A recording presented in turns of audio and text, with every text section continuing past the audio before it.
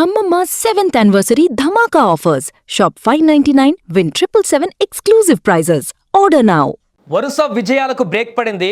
IPL 2026 సీజన్లో Punjab Kings జైత్ర యాత్రకు రాజస్థాన్ బ్రేకులు వేసేసింది. డోనోవన్ పెరీరా, శుభన్ దుబే అద్భుతమైనటువంటి పోరాటంతో మంగళవారం జరిగినటువంటి మ్యాచ్లో రాజస్థాన్ రాయల్స్ 6 వికెట్ల తేడాతో థ్రిల్లింగ్ విజయాన్ని సాధించింది పంజాబ్ పైన. ఈ సీజన్లో మొదటి ఓటమి రుచి చెవి చూసింది పంజాబ్ జట్టు. ఫెరీరా, ధూబే కేవలం 32 బంతుల్లోనే 77 పరుగుల అజేయ భాగస్వామ్యం నెలకొల్పి ఓటమి అంచున ఉన్నటువంటి జట్టును విజయ తీరాలకు చేర్చారు. 223 పరుగుల భారీ లక్ష్యంతో బరిలోకి దిగినటువంటి రాజస్థాన్ ఛేదనకు 15 ఏళ్ల యువ కెరటము వైభవ్ సూర్యవంశీ మరొకసారి అదిరిపోయేటువంటి ఆరంభాన్నిచ్చాడు. హర్షదీప్ సింగ్ వేసిన తొలి ఓవర్లోనే 6-4 బాది 14 పరుగులు రాబట్టాడు. కేవలం 16 బంతుల్లోనే 3 4లు 5 సిక్సర్లతో 43 పరుగులు చేసి పెను విధ్వంసం సృష్టించేటువంటి పరిణామానికి దారితీసిండు వైభవ్ సూర్యవంశీ. ఇక ఈ క్రమంలోనే ఐపీఎల్ సీజన్లో అత్యంత వేగంగా 167 బంతుల్లోనే 400 పరుగులు పూర్తి చేసినటువంటి ఆటగాడిగా కూడా రికార్డు సృష్టించాడు వైభవ్ సూర్యవంశీ. ఇక వైభవ్ అవుట్ అయినాక జైస్వాల్ తను కూడా 51 పరుగులు బాధ్యత తీసుకున్నాడు. ఆ తర్వాత పంజాబ్ స్పిన్నర్ యుజ్వేంద్ర చాహల్ విజృంభించి బౌలింగ్ చేయడంతో జైస్వాల్, రియాన్ పరాగ్, ధ్రువ్ జురెల్ వీరు వికెట్లను తీసేశాడు. 3 వికెట్లు తీశాడు. రాజస్థాన్ దెబ్బకొట్టాడు. దీంతో ఒక దశలో రాజస్థాన్ విజయానికి 52 బంతుల్లో 100 పరుగులు అవసరమయ్యాయి. ఇప్పటి వరకు అక్కడ పంజాబ్ జట్టులో కూడా ఓపెనర్స్ అదేవిధంగా ఆ స్టార్టింగ్ బ్యాట్స్మెన్లనే రాణించినటువంటి పరిస్థితిని మనం చూసాం.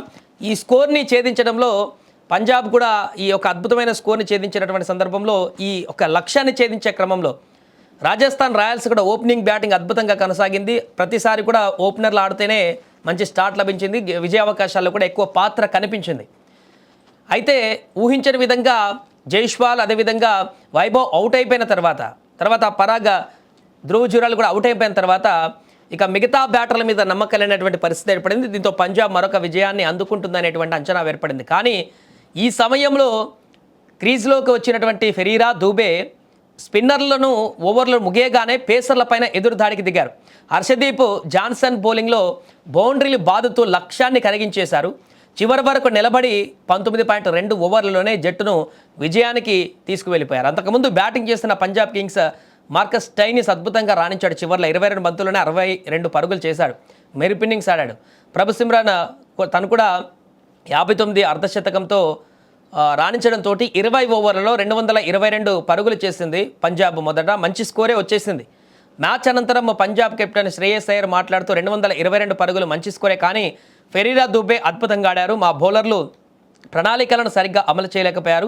ఈ ఓటమి మాకు గుణపాఠం నేర్పుతుంది అని పేర్కొన్నాడు. తొలి మ్యాచ్ ఆడినటువంటి హర్ప్రీత్ బ్రార్ 4 ఓవర్లో 25 పరుగులే ఇచ్చి అద్భుతంగా బౌలింగ్ చేశాడు. తాను కూడా కట్టడి చేయడంలో చాలా సక్సెస్ అయ్యాడు రాజస్థాన్ రాయల్స్ బ్యాట్స్మెన్స్ని.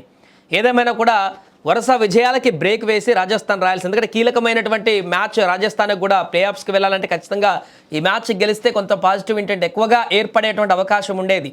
ఓడిపోతే ఇంకా సంక్లిష్టంగా మారి మిగతా మ్యాచ్ల మీద డిపెండ్ అయ్యాల్సిన పరిస్థితి వచ్చేది. కానీ ఈ విజయంతో కొంత రిలాక్స్ మోడ్లోకి వెళ్ళేటువంటి పరిస్థితి ఏర్పడింది. ఇప్పుడు పాయింట్ పట్టికలో కూడా 3వ స్థానానికి చేరుకున్న రాజస్థాన్ రాయల్స్.